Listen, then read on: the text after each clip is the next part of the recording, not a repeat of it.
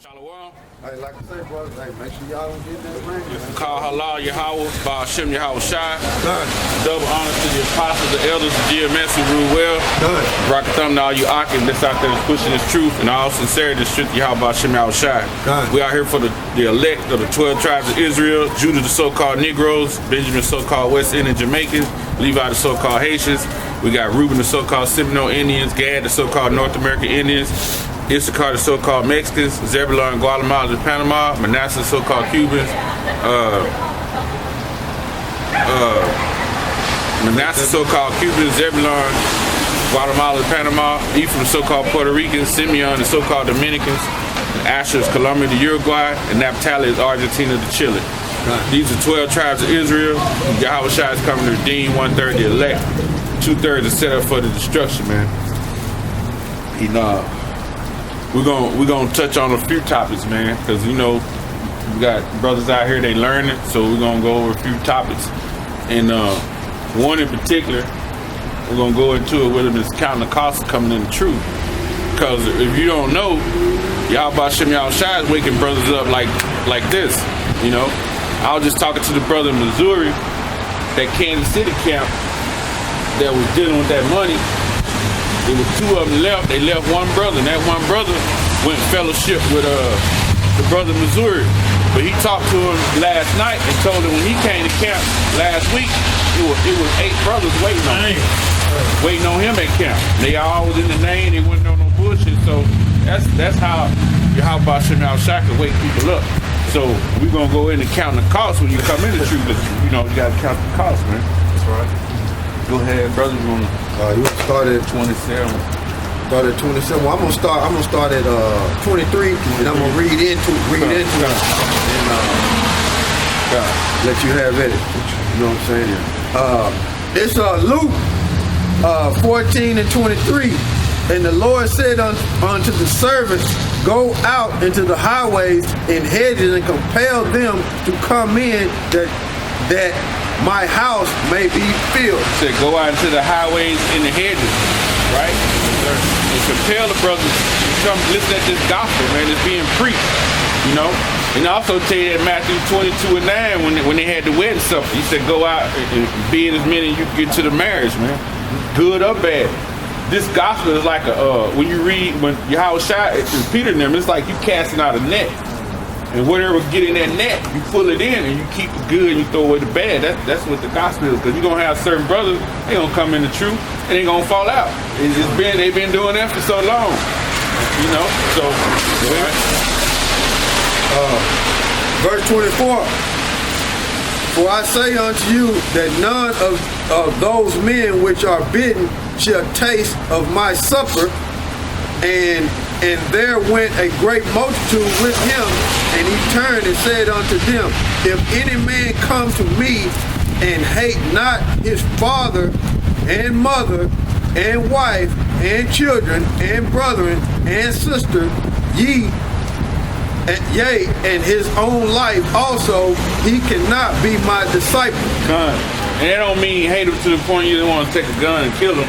But you gotta hate the ways they in, because our people in that church doctrine, and when you come in the truth, they gonna constantly try to get you to not believe in the real doctrine, man. They gonna constantly do that.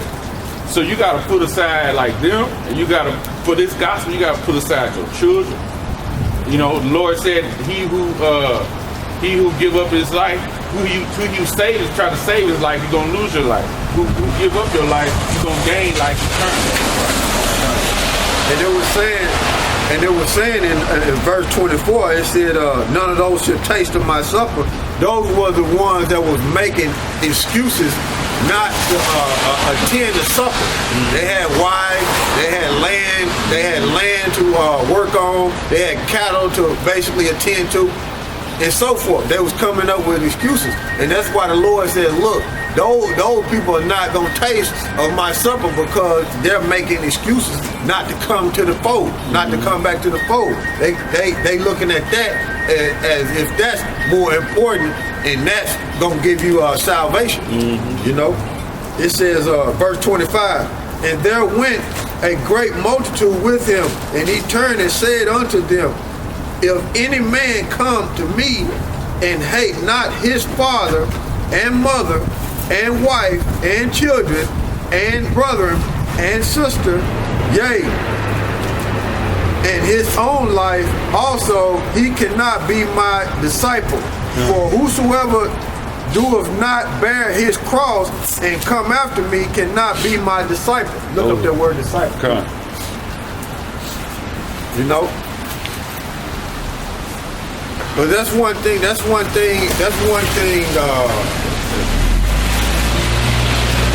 Lord willing, you understand when you come in this truth is, it's all about the truth, man. It's all about getting understanding of the Heavenly Father and His Son. Because that's the only way your immediate family, if the Most High see fit, gonna be delivered out of this condition. It's up to you. All right. It's up to you. Because it's up to the Most High, but it's up to you to, you know what I'm saying, through the Spirit to continue in the work. You know what I'm saying? Because it tells you in Revelation, right, 21:3. What it say? Matter of fact, one of the brothers get that Revelation 21:3 and read that. Revelation 21:3. And I heard a great voice out of heaven saying, Behold, the tabernacle of God of Yahweh is with men. See that? It's with men. So those are the leaders. The men.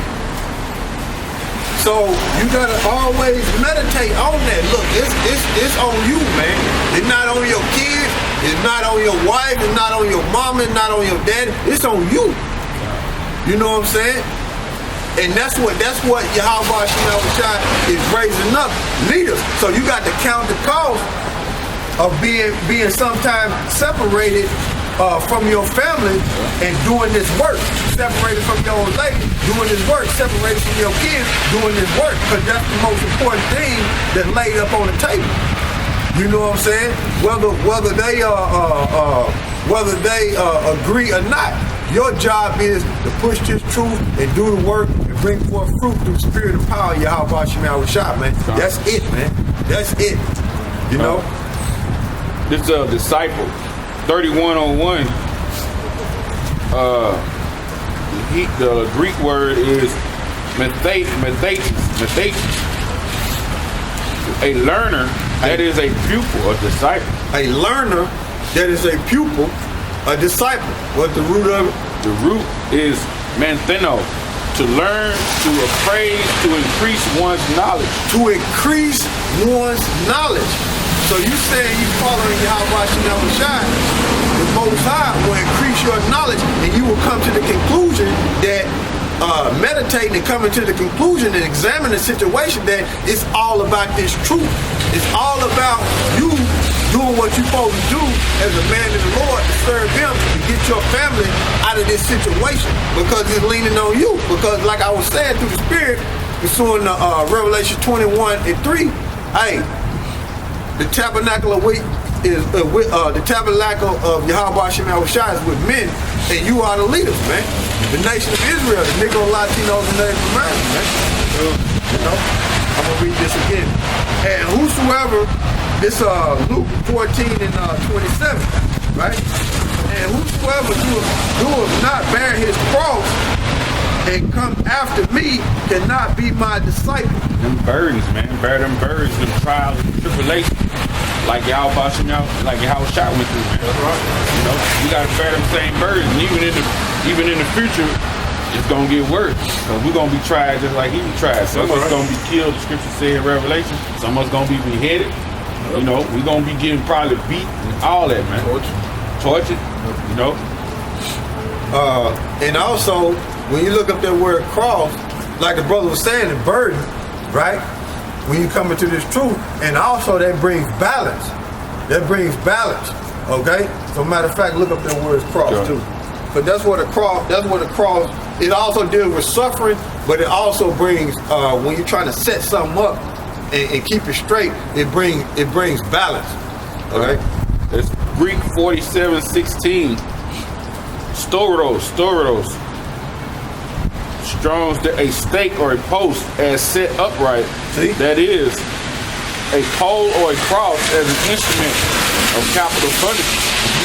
Exposure to death, that is self-denial, the implication, atonement of Yahweh Shai, blue letter, to an upright state, especially a pointed one. An upright state. Okay? So you ain't leaning over, you ain't going to the left, you ain't going to the right, you upright. So that's balance. Go ahead. A well-known instrument of most cruel and ignominious punishment, borrowed by the Greeks and the Romans from the Phoenicians. To it were affixed among the Romans down to the time of Constantine the Great. The guiltiest criminals, partially the basest slaves, robbers and authors and betters with insurrection, and occasionally in the providences at the arbitrary pleasure of the governors, upright and peaceful men also, even Roman citizens, them that crucified this Yahweh Shai. So, it's dealing with being upright, and that's balance, and then it's also being dealing with, like the brother was saying, that burden. You're going to suffer in this truth. You're going to suffer, man. It's what it is. Right. You know? It's Luke.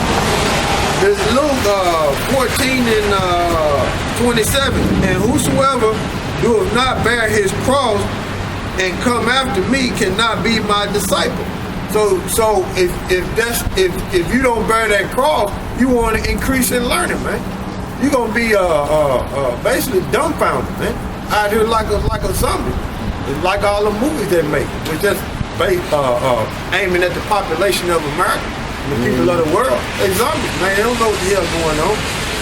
You got let me continue? Yeah, bro. It says, for which of you intending to build a tower setteth not down first and counteth the cost, whether he have sufficient to finish it. So whichever that's your purpose to build a tower, which is what building in this truth. Because when you build like a house, you have to sit down, you have to say, okay, how much the cement gonna cost? How much the nails gonna cost? How much the drywall gonna cost? Right. You gotta count that cost when you really building a building. Even in the truth, like the brother said, you gotta count the cost of saying, damn, I might could lose my wife and kids behind Yahweh Shai, or lose my job.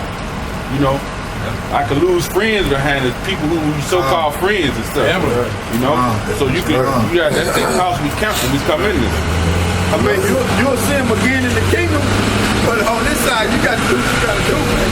All right? You got to do what you got to do, man. You got to sit down and think about it, because the whole thing is completing it once you start building it. It's the main job is completion. You know, so you gotta sit down and think about it. Don't take that chip. Yeah, really what I want to do. You know? Yeah. Luke 14 and 29. Least happily, after he had laid the foundation, and it is not and is not able to finish it, all behold, it began to mock him. If you don't finish the foundation, people be like, man, look at this crib. Man, he been building on that house 5 years, and he ain't done yet. And he ain't finished. Can't even live in. And that's how it is in the truth. You fall out, bro's gonna be like, look at everybody.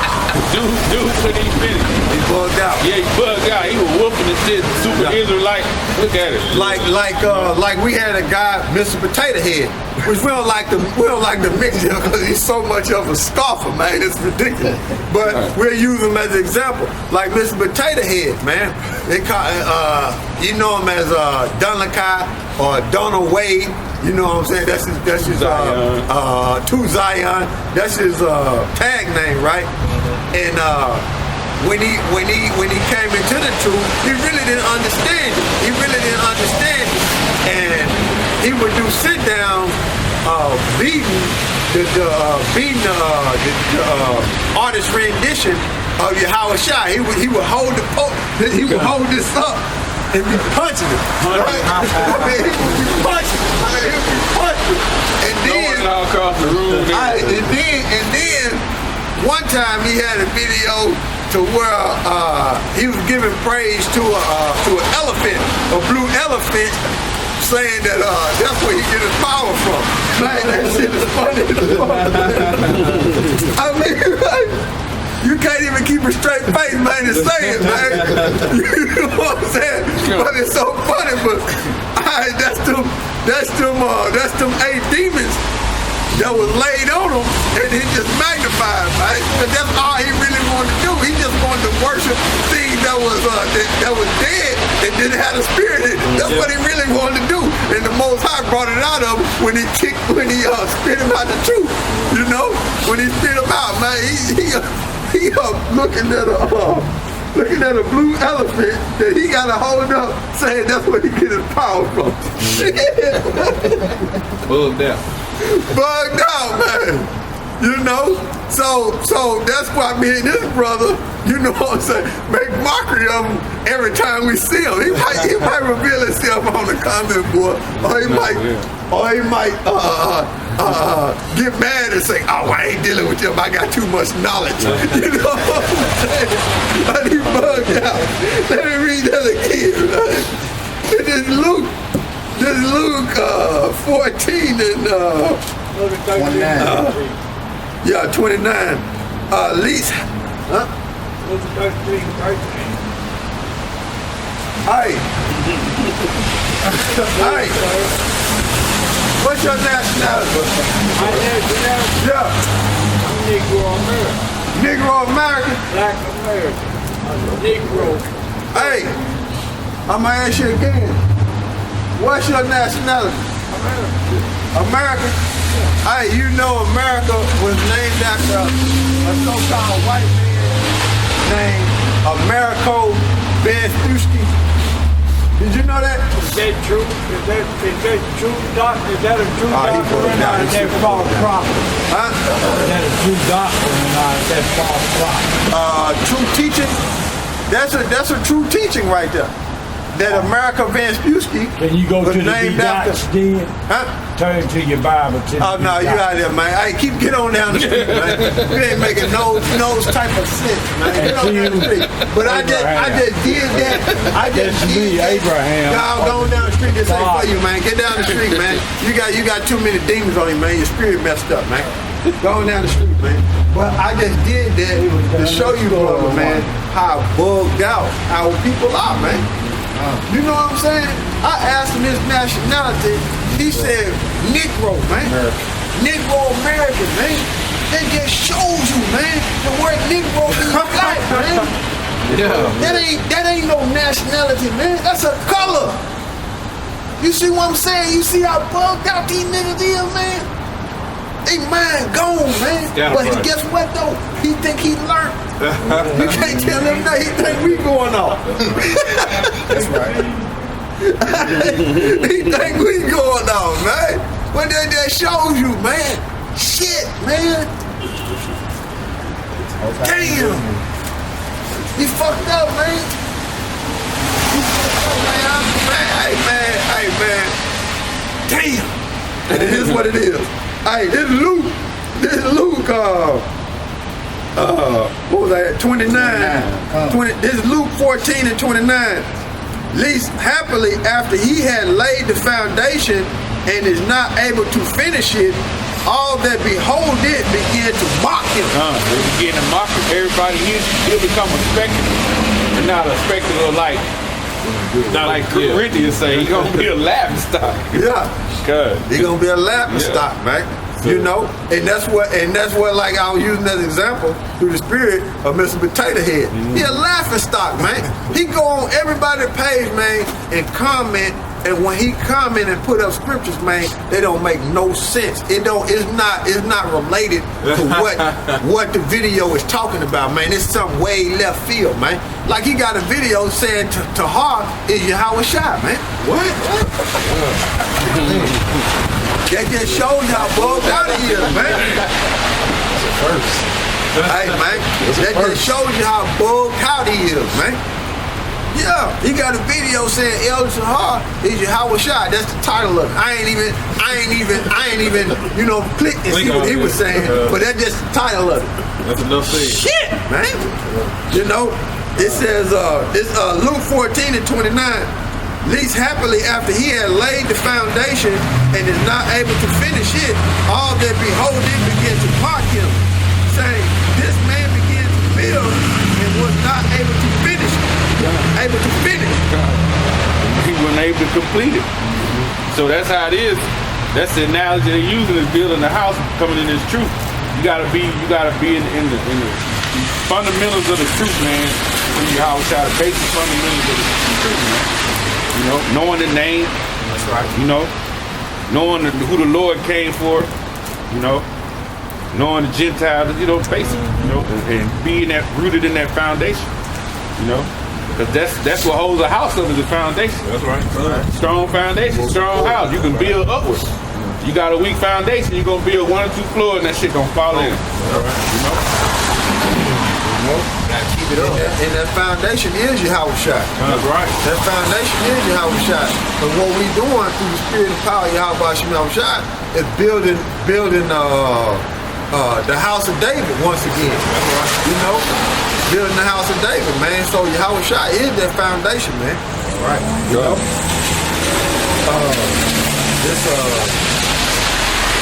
Luke, you want me to keep going? Yes. Luke 14 and 31. Or what king goeth to make war against another king, sitteth not down first and what is that? Not down. Consult whether he be able with 10,000 to meet him and come up against him with 20,000. Right. Or else while the other is yet a.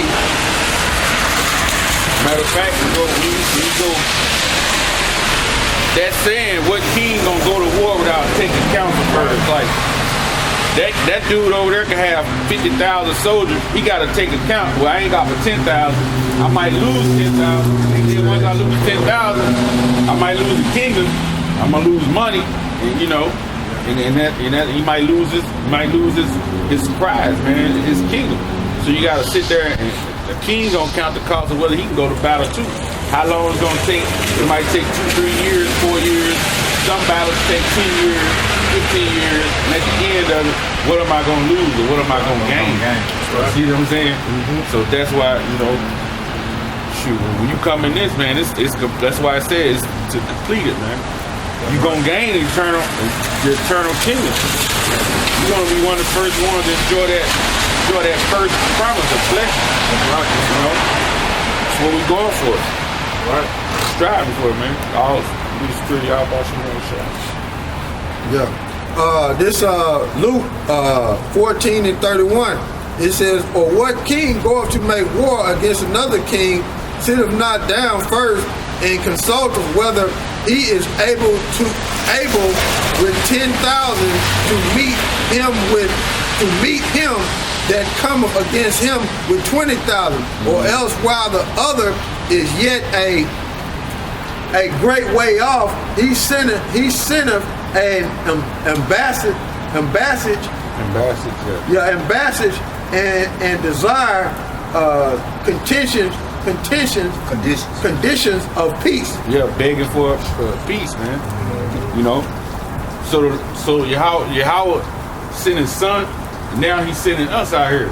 That's why we out here, man. We coming out here to try to bid people to this. This is an invitation to the marriage, man. Like you read in Matthew, this is an invitation. And when you read in Matthew 22, it'll tell you, when you go deeper into it, the king, when he sent his armies to destroy them, because they didn't take the invitation. They did what they was like, fuck your invitation. Yeah. But what he did, kill their ass. Just like now, this is the invitation. Whoever don't take this invitation, y'all about to now it's not gonna kill their ass. This is the invitation. Come back to the marriage. So likewise, whosoever be of you that forsaketh not all that he had, that withdraw, he cannot be my disciple. You withdraw from all he had, you can't be a disciple. You turn your back. You know? Forsake this invitation. This is an invitation. That's why it goes out on YouTube. It's an invitation. Whoever get on that keyboard, you come across it, man. It's an invitation. Right. What they call it, RSVP, that's what they call it. Yeah, RSVP, baby. You know?